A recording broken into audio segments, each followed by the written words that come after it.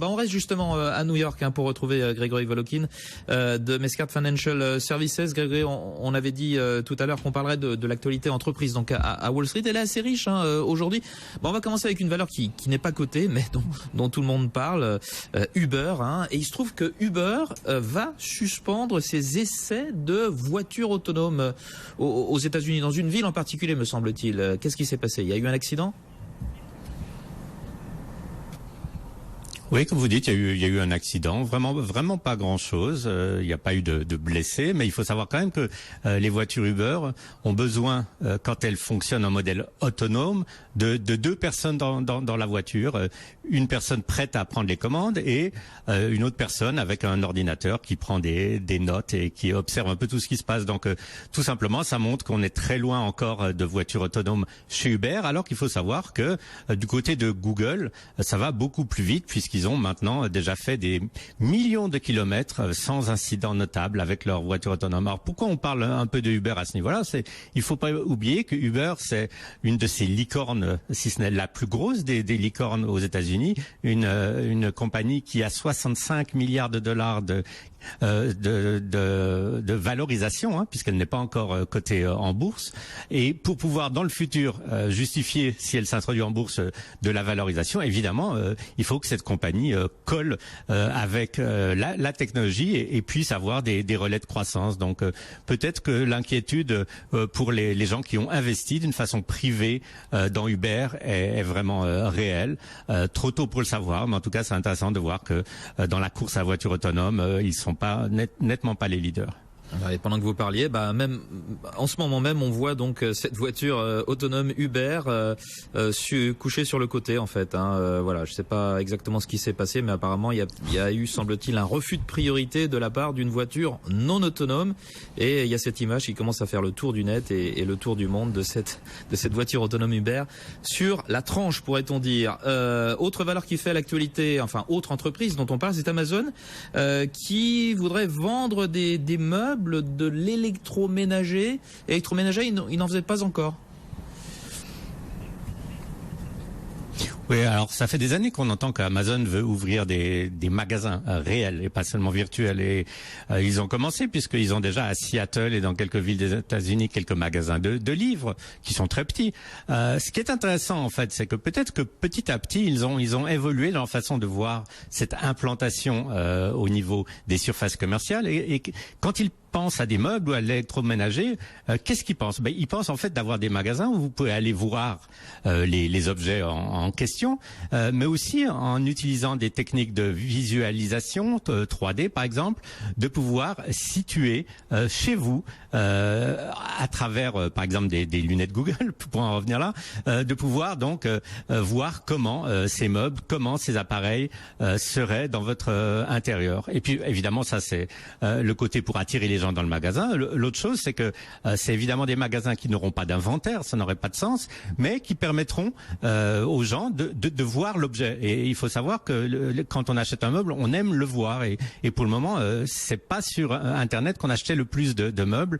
Et là, je dirais que si un Amazon, par exemple, se lance dans ce domaine de la vente de meubles ou d'électroménager, ça va faire frémir et de nouveau accroître l'inquiétude pour beaucoup de magasins traditionnels, parce qu'ils savent très très bien que Amazon il va offrir beaucoup d'avantages. Vous allez dans son magasin, vous allez commander, vous allez avoir une livraison gratuite à domicile, vous allez avoir un choix virtuellement immense. Donc le danger une fois de plus, c'est que Amazon, en commençant petit dans un secteur d'activité, devienne le leader. Alors c'est trop tôt pour le dire, mais peut-être que dans 10 ans tout le monde ira acheter ses meubles chez Amazon. Et plus chez Ikea, parce que là c'est Ikea qui a du souci à se faire, parce que pour l'instant on pouvait justement chez Ikea voir comment modéliser ne serait-ce que sa cuisine. Donc si Amazon se fait la même chose, effectivement c'est inquiétant pour le Suédois. Secteur plus traditionnel on va dire, avec la chimie et ce feu vert de la Commission européenne à la fusion DuPont et Dow Chemical. On en parle beaucoup, j'imagine, à Wall Street aujourd'hui. Oui, on en parle en fait beaucoup parce qu'il y a 3 grosses fusions dans le domaine de la chimie, puisque Bayer est en train de racheter Monsanto, puisque China Chemical est en train de racheter Syngenta. Et là, c'était de ces 3 fusions, je dirais la plus simple, celle qui posait le moins de problèmes. Et même là, on voit que la Commission européenne impose quand même, notamment à DuPont, des divestitures très très importantes. Ils doivent se séparer de plusieurs secteurs d'activité, de secteurs de recherche, pour éviter donc qu'il y ait entre DuPont et Dow Chemical une position trop dominante sur certains marchés. Donc tout ça, ça laisse à prévoir, je pense, en tout cas pour Wall Street, que les 2 autres deals dont je parlais vont être non seulement examinés, mais ne vont pas passer si facilement l'aval de la Commission européenne, d'autant plus que dans un de ces deals, comme je le disais, il y avait les Chinois. Et imaginez si ça passe pas facilement les avals de la Commission européenne, un deal avec des Chinois, comment ce deal va passer aux États-Unis dans l'ambiance actuelle? C'est un point d'interrogation. Alors vous parlez des Chinois, justement, il se trouve que American Express, enfin c'est au conditionnel, mais prendrait une participation dans China Southern. Ce serait un peu mal vu de la part de l'administration Trump, ça, non? Je sais pas, en fait, c'est American Airlines qui va où le business l'appelle. Il faut savoir qu'il y a 2 ans environ, c'était Delta Airlines qui avait pris déjà une participation dans China Eastern. Donc la American Airlines prendrait une participation dans la compagnie du sud de la Chine. Non, je crois que là, de toute façon, c'est une concurrence importante, mais qui n'est pas une concurrence qui met en cause les États-Unis. Pour le moment, c'est compagnies locales chinoises n'ont pas d'activité aux États-Unis. Donc, ce qu'on peut imaginer, au contraire, c'est que on encourage vraiment des compagnies nationales américaines à essayer de prendre d'abord une participation au capital de ces transporteurs chinois et peut-être tôt ou tard d'augmenter, disons, vraiment leur business à l'intérieur de la Chine. On en est très loin, mais je dirais c'est un peu le sens que le business mondial est quand même beaucoup plus global que certaines personnes voudraient le faire croire. Grégory, il nous reste un petit peu de temps, 3 minutes environ. On parlait tout à l'heure, dans la première partie de votre intervention, de l'impact de cet échec de Donald Trump à réformer l'Obamacare. Qu'est-ce qui se dit sur la poursuite du Trump Rally? Est-ce que là on est à un tournant ou est-ce que finalement ça ne change pas grand-chose à l'affaire? Ça change parce qu'en fait, d'abord, Donald Trump est un gagnant. Enfin, la façon dont il se décrit, et là, c'est nettement un échec.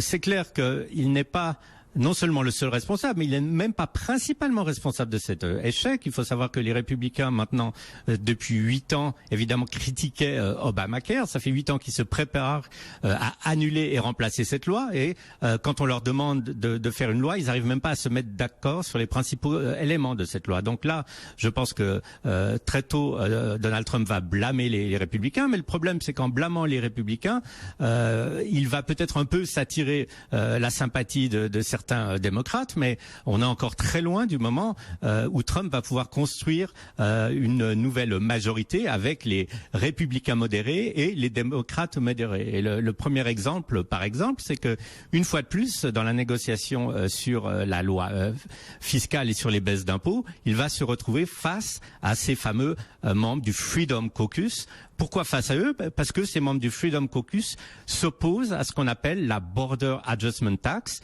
Ça, c'est le principe central du plan de Paul Ryan au niveau des impôts. On baisse les impôts, mais on compense ces baisses d'impôts pour éviter que les déficits s'accroîtrent par des impôts à l'importation sur ce que les compagnies américaines donc vont importer. Une bonne partie donc de ce Freedom Caucus est contre ça.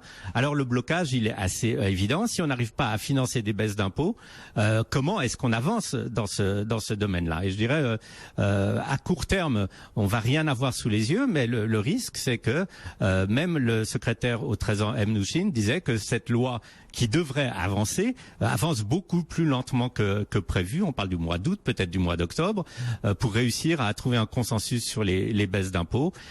Et s'il fallait faire des paris, maintenant, on pourra dire que Trump doit vraiment là regagner d'abord la confiance et surtout une certaine légitimité vis-à-vis de son parti, reconstruire une union dans son parti républicain. Est-ce qu'il en est capable? Il faut savoir que il y a beaucoup d'avantages à Donald Trump. C'est un homme d'affaires, il est pragmatique. Il y a des inconvénients, c'est qu'il n'est peut-être pas un fin politique et négocier avec les centaines de membres différents de la Chambre des représentants qui ont tous des agendas différents, c'est quelque chose d'extrêmement difficile.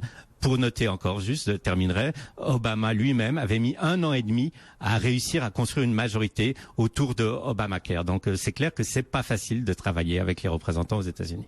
Ouais, et surtout, c'est tout à fait nouveau pour lui, effectivement, un négociateur, mais pas en matière de politique. Merci beaucoup, Grégory Volokin, d'avoir été en direct avec nous aujourd'hui encore, président de Mescart Financial Services à New York. BFM Business, 15h et bientôt 43 minutes, c'est Intégral Bourse.